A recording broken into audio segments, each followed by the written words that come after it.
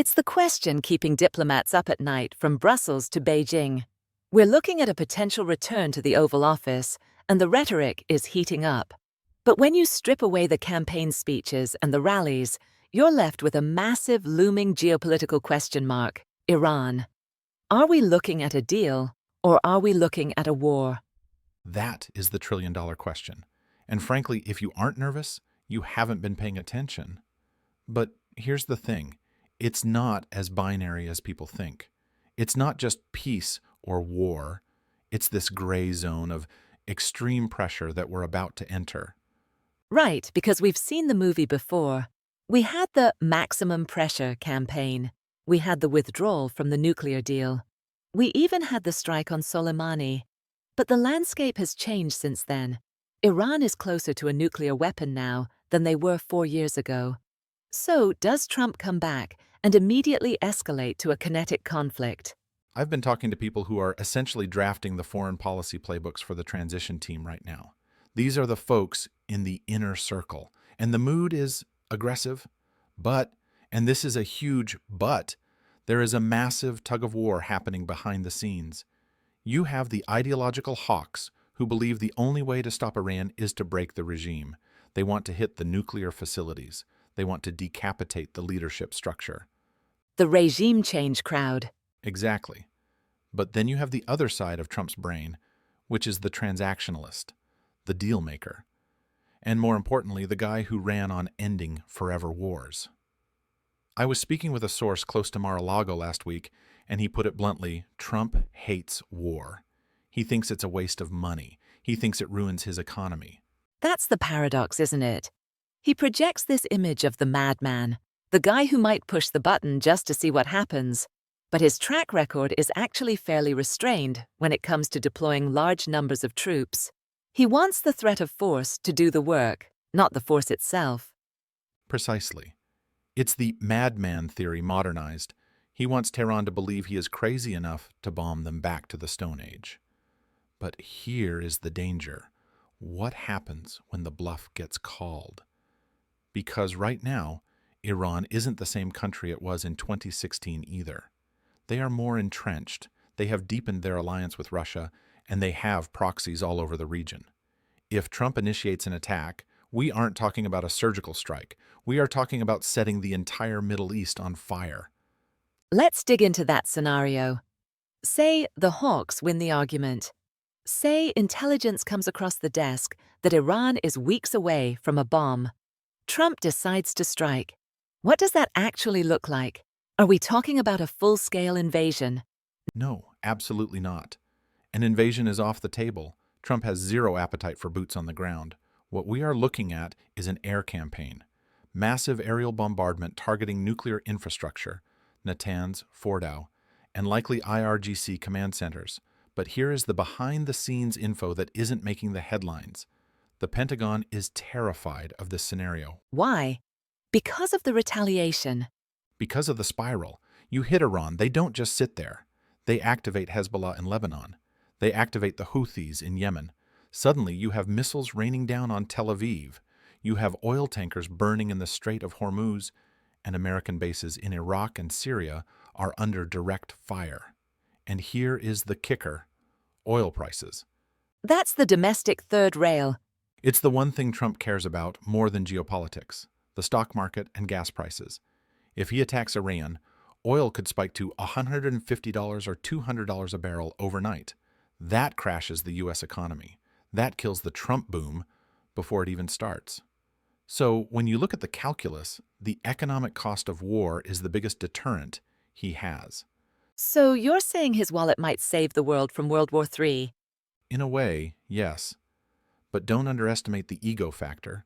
I've heard whispers that there is a faction pushing the idea that taking out Iran's nuclear program would be his legacy moment, the thing that puts him in the history books above Reagan. If he becomes convinced that he can do a clean strike, which is a military fantasy, by the way, but if he believes it, he might take the shot. That's terrifying. It sounds like he's being pulled between two identities: the isolationist who wants to bring the troops home and the strongman who wants to crush his enemies. But let's flip the coin. What if the goal isn't war? What if the goal is the grand bargain? This is where it gets really interesting. There is a school of thought that says Trump wants to do what no other president could: make a deal with the Ayatollahs. Not the Obama deal, which he hated, but a Trump deal.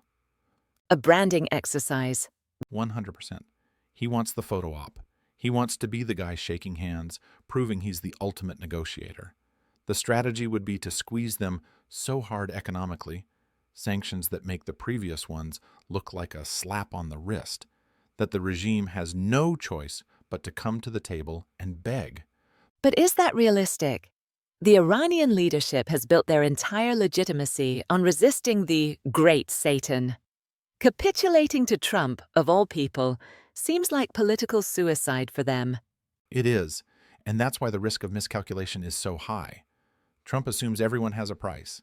He assumes that if you apply enough pain, the other side will fold. But ideology doesn't work like real estate.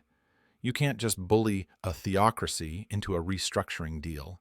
If he pushes them into a corner and they feel the regime's survival is at stake, they might lash out first. That's the nightmare scenario. A preemptive strike by Iran because they think Trump is about to end them. Exactly. And remember who is whispering in his ear. You have very close ties between Trump and the Israeli leadership. Netanyahu would love nothing more than for the U.S. to take care of the Iranian nuclear problem. I'm told that the coordination between the Trump camp and Jerusalem is already happening. They are comparing notes. If Israel decides to go, Trump might feel compelled to join in, not because he initiated it, but because he can't look weak by leaving an ally hanging. It feels like we are walking a tightrope over a pit of vipers. On one side, you have the economic disaster of war. On the other, the potential of a nuclear-armed Iran. If you had to bet money right now, based on everything you're hearing from the transition team and the insiders, what does the first 6 months look like? I'd bet on shock and awe regarding sanctions, not bombs. He's going to try to choke them out. He will enforce the oil sanctions that the current administration has been lenient on. He's going to go after Chinese banks that handle Iranian money. He's going to try to bankrupt the regime. So, economic warfare. Total economic warfare. But here is the wild card, the unexpected event. A drone hits a U.S. ship. A militia kills an American contractor. In his first term, Trump showed remarkable restraint until he didn't. When the red line was crossed, he killed Soleimani. If Iran tests him early, thinking he's distracted or isolationist, the reaction could be disproportionate. He operates on the principle of hit back 10 times harder. It's interesting you mention the Chinese banks. That broadens the scope immediately. Now you aren't just fighting a regional conflict. You're dragging the world's second-largest economy into the mud. And that's where the art of the deal gets complicated. Trump needs China for trade deals, but he needs to crush them on Iran sanctions. It's a 3D chess game played by someone who usually prefers checkers. The complexity of the global alliances makes a simple military strike incredibly messy. Let's touch on the domestic reaction. The American public is tired. We've had decades of Middle East involvement. Does Trump have the political capital to sell a war with Iran to his base?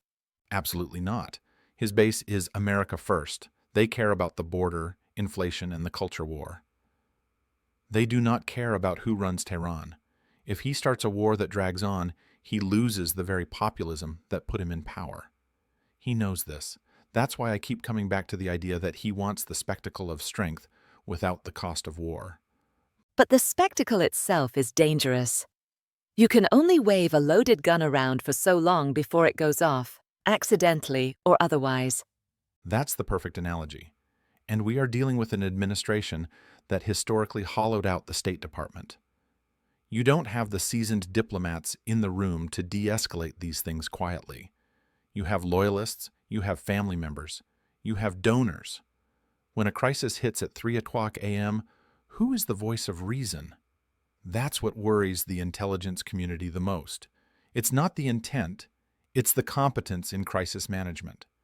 So, we are looking at a high-stakes gamble where the chips are oil prices, global stability, and millions of lives. And the dealer is the most unpredictable man in political history. It's a sobering thought. We often look for logic in foreign policy, a straight line from A to B. But what you're describing is a policy driven by personality, ego, and instinct. History is often driven by personality, and in this case, the personality is volatile. Look, if he attacks, the effect is global chaos. Markets crash, alliances fracture, and the Middle East explodes. If he doesn't, and Iran gets the bomb, the nuclear proliferation treaty is dead, and Saudi Arabia gets a bomb next. There are no good options here. Only difficult choices and dangerous paths. It seems the best we can hope for is that his desire for a win, for that Nobel Prize moment, outweighs the urge to use the hammer. Hope is not a strategy, but right now it might be all we have. The world is holding its breath. And we'll be watching every move. It's going to be a turbulent ride. That much is guaranteed. Thanks for taking us behind the curtain today. It's terrifying, but necessary to understand the stakes. Anytime. Let's just hope cooler heads prevail. Indeed. And for everyone listening, keep your eyes on the headlines, but read between the lines. The real story is always what's happening in the dark. We'll see you next time.